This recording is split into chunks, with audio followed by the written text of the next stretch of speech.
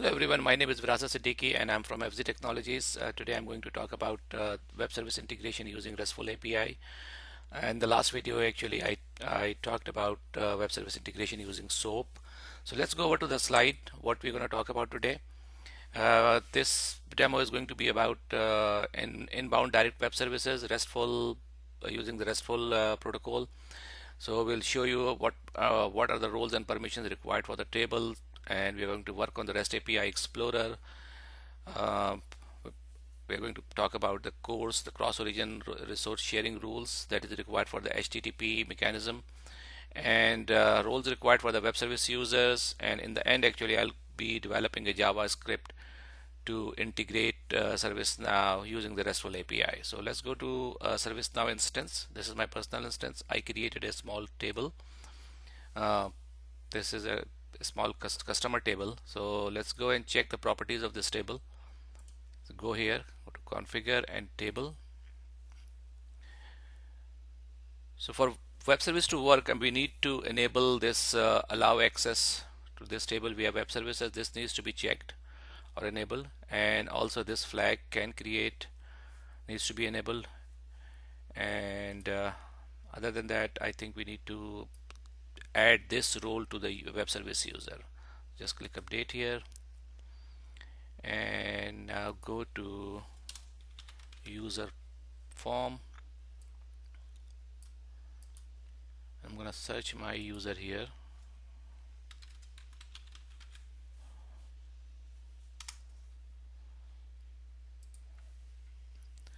So I want to show you what kind of role this user has. So let's click on edit here, and these are the three roles which is required for web service to work for a RESTful API: REST service, web service admin, and this is the table role that we just saw.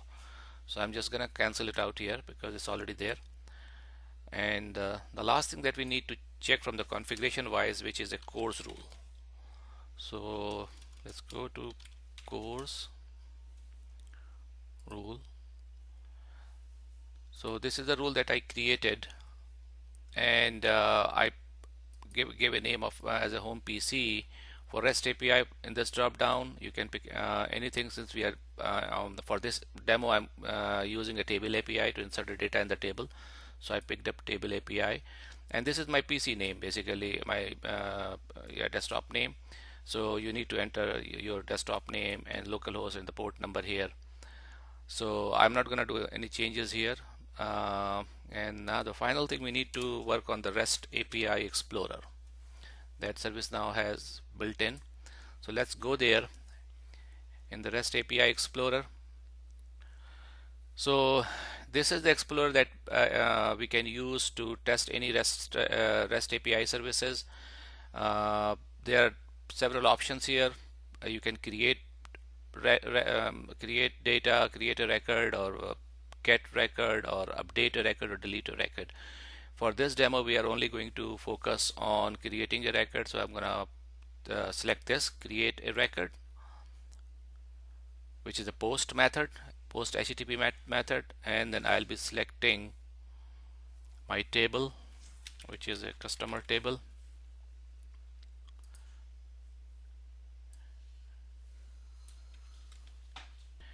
Okay, so now for query parameters, I'm going to leave it blank.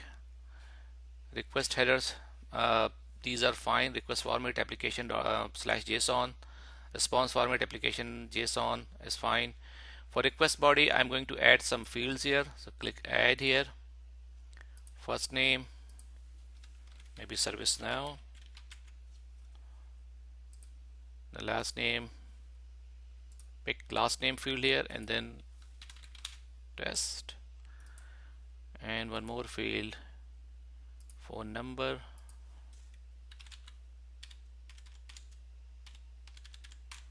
Okay, so these are the three fields that I'm adding. This is part of the request body, and when I click send button, it's going to create a record in the customer table. So click OK. So what it does, actually it created the record, and this is the response that I'm getting. 201 created. This is HTTP response, and in the end this is the response body, which is a in the JSON format. So this is like a array, and we can parse any data from here, and that's what we are going to do in our script. So now what ServiceNow does actually, it creates different types of a script. You can use any of the scripts. So for our demo, we are going to be using JavaScript. So I'm gonna select a snippet and copy this code. Okay, and now go to my developer studio to create a JavaScript project here. Maybe name the project ServiceNow REST.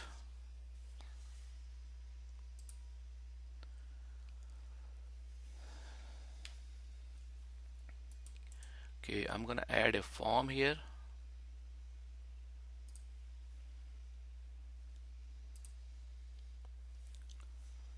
Okay, so this is the form that I added. Go to the design mode, and let's add some fields where we can type the values and push that values into ServiceNow tables. So I'm gonna add some fields here. Insert table, we like 6 rows, fine. And okay, I'll be adding HTML controls just for the simplicity. So I'm gonna say input text here. This is going to be my first name,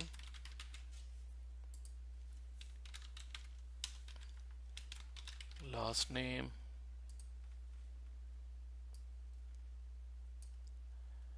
okay, phone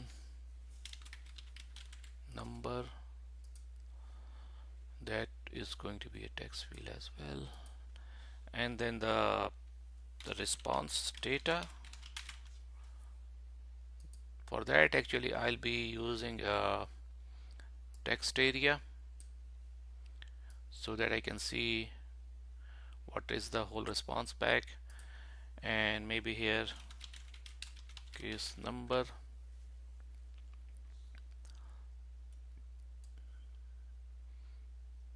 is here, and then in the end I'm going to be adding a button here to invoke JavaScript somewhere here.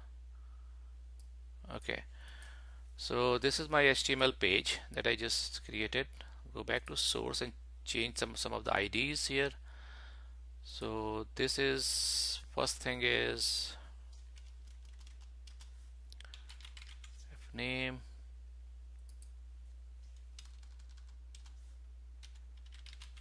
name, and third is phone. This text area, leave the text area as it is, and maybe like text for this would be for my case number, so I'm gonna say number here.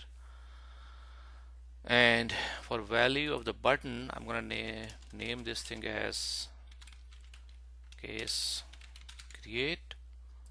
Okay, so if you go back and see, the case create is there. Go back to my source, and now I'm going to create a script tag to create my JavaScript. Script type equals to text JavaScript, closing the tag, and I'm going to basically copy my JavaScript code one more time to make sure that it's right, and put the entire JavaScript code here in the script tag. Okay, and I think it's better to create a function and wrap up the whole code into a function. So let's create a function here. Function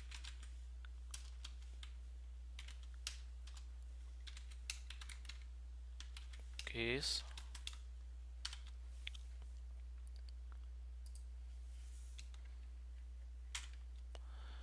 Okay, so this is the basically code that ServiceNow developed. So we will be modifying this code to basically use the input values that we are using on the HTML forms. So before that, we need to call this function from the from the button. So there's a property here, and on click, and just copy this function so that we don't have a typo here.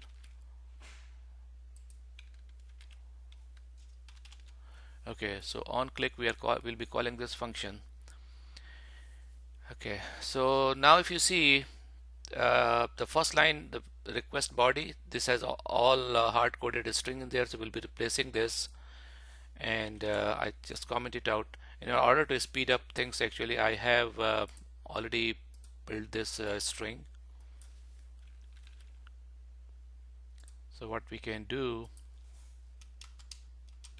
put it here. Okay, but before that actually we need to parse the values from the HTML form. So for that we need to do maybe like variable first name equals to document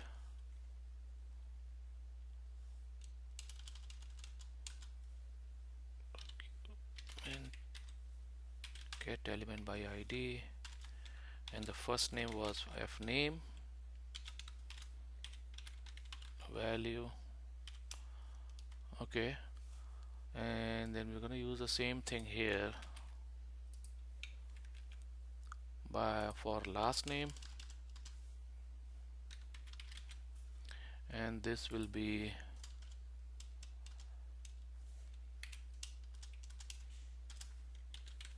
last name, and the last line which should be the phone, which is this value, right? So I'm gonna say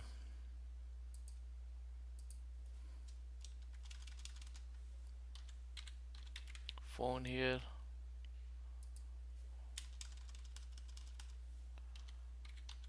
phone. Okay, so these are three values that we are inserting on the HTML form. First name and into the first name, last name to the last name, and then phone to the phone. So first name is here, just to make sure that the spellings are right, last name, and phone is here. Okay, so we have these value. I commented out the hard-coded string, and now client is set request header. This is fine. Application.json. Again, client type application/json. This is fine. For user ID, I'm going to change this to as user. Type my password here.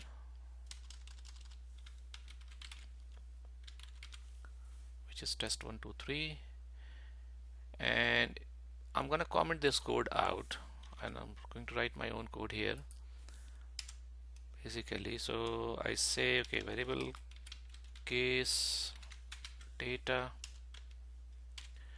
equal to, I'm going to say this response, just assign, going to assign this thing.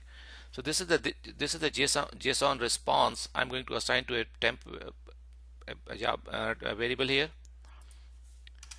So case data is here. Now I have text area, so we need to assign this value to text area. Document.get element by ID. I think text area ID was what? Is the ID?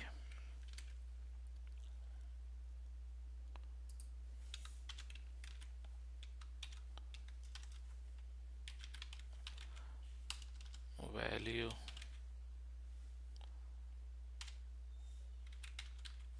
case data. Okay, so we assign this value to text area. Now we need to basically convert this case data into a JSON type. So I'm going to say case data equal to JSON dot parse, and last one case should be case data here. Okay, so this string is converted into the JSON format. Now I'm gonna parse the case number from here. That I can do and assign it to the number field. Document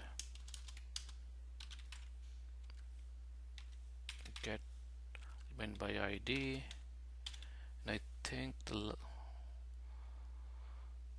this is the ID that I have.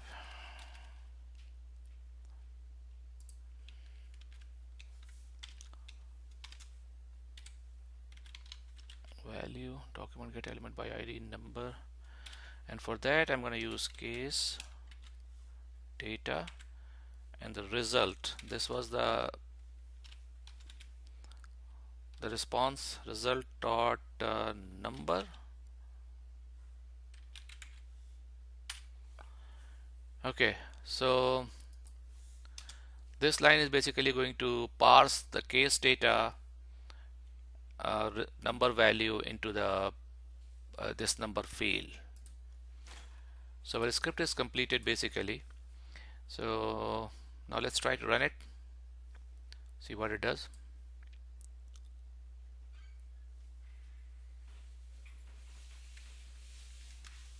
Okay, so let's put the first name, maybe service now, last name maybe test, phone number 2029111, and let's hit the create case.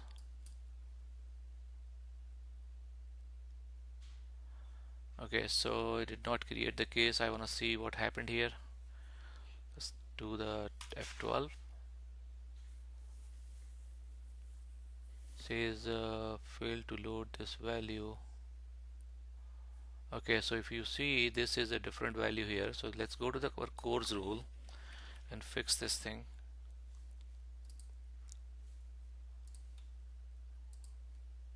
I'm gonna close this thing. Course. Okay, so the port number is changed. So we need to basically do this thing here, and date. Go back to Visual Studio, try one more time.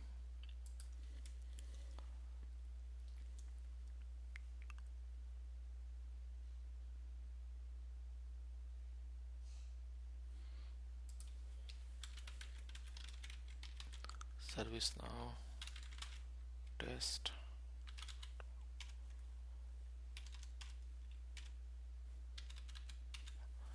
Okay, case create. Okay, so user not authenticated, status failure. Okay, so I'm gonna pause my recording here and let me troubleshoot this thing. Okay, so I think I typed my username. Username is WS user. Now I think we should be fine. Try that one more time.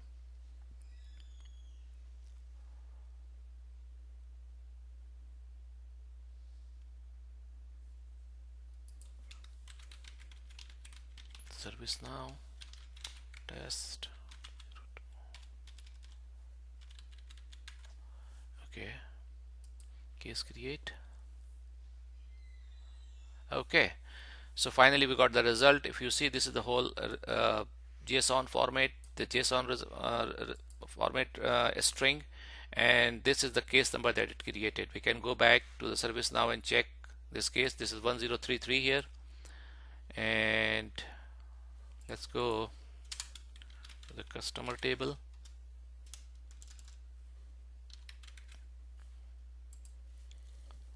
(1033). This is what we created from the JavaScript. So that's it. So basically it created a record here. So that should be it, and in my next video I am going to show you the outbound integrations. Thank you for watching my video.